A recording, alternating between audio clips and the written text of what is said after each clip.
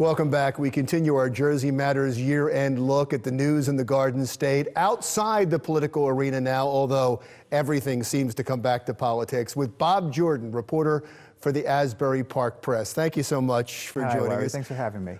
We just had an interesting debate at what the top story of the year was for New Jersey, and we had differing opinions. You say Bridgegate.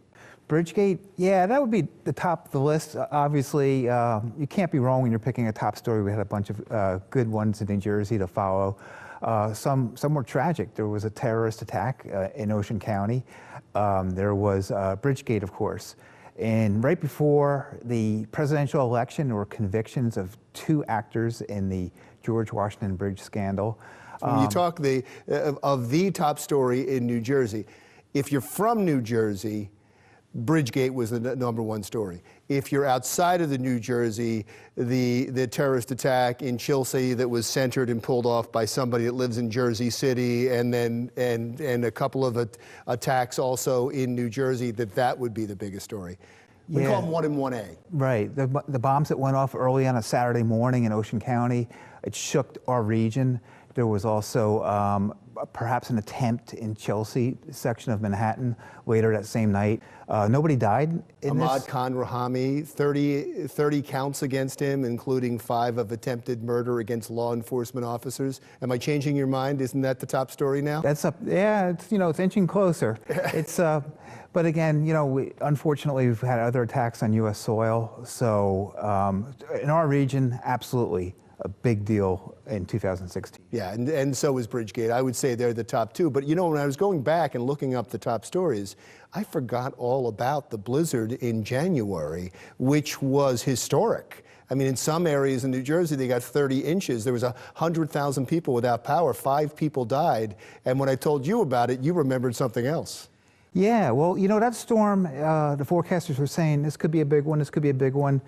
Governor Christie was still a presidential candidate at the time. He was in New Hampshire, where he spent most of the campaign. I think he did more than 50 town halls in New Hampshire. And he did not come home immediately. He basically said, well, I'm the governor all the time, but I don't have to be there. I'm not going to drive the snowplow. But finally... He said, what do you want me to do? Come down there with a mop? When he was talking about going down to Wildwood, what do you want me to go with a mop? That's right. In New Hampshire, he was asked by somebody at a town hall meeting, shouldn't you go home now? Your state is being buried by snow. And he came up with the mop comment. Because he kept pushing his record in New Jersey and what a great hands-on governor he was. And then this story comes up. I really believe, it's a huge story, because that killed him. It hurt. It hurt. I mean, he was known as the hands-on governor for storms. He had great response to what he did during the Sandy and the immediate aftermath. And for him not to seize on that and show that leadership and come home immediately instead of delaying it a few days, that might have changed the narrative. He ended up losing pretty badly in the New Hampshire primary, and he was out of the race after that. Let's talk about a couple of other big stories. The Hoboken train crash. Yeah, that really did shake the region. It was just, it came out of nowhere. New Jersey Transit. There's been questions about the investment the state has made in New Jersey Transit. Customers don't seem to be that happy with the punctuality performance of New Jersey Transit trains and buses. But a commuter feels a certain safety.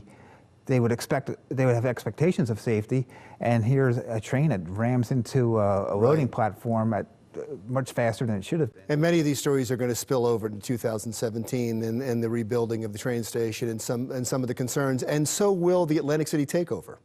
Yes, that's an ongoing process. Some of our elected leaders told us they had a fix for Atlantic City more than 5 years ago. They said it would take 5 years to get Atlantic City on its feet. Still a struggle, still a lot of taxpayer money going to try to make repairs. The gambling industry there is still reeling.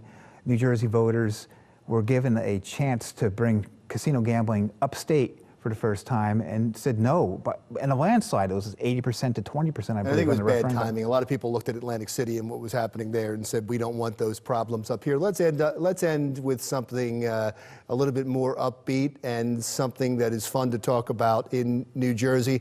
I saw that Bruce Springsteen just got the Rock and Roll Laureate, and President Obama put the medal around his neck. That was a big story. When his book came out this year, of course, and he did a book signing in Freehold at a Barnes & Noble, and the lines were endless. And then he went on a concert tour where he was playing not 2 hours, not 3 hours, but 3 hours plus, maybe 4 hours. It was a marathon. People were saying, this guy doesn't want to come off the stage, and that's his personality. Yeah, he's ageless. Thank you so much, Bob. It's always great to talk to you. Thanks, Larry. Bob Jordan of the Asbury Park Press. Happy New Year to you. Coming up next, the most important political events in New Jersey as seen through the eyes of some of the state's most influential leaders.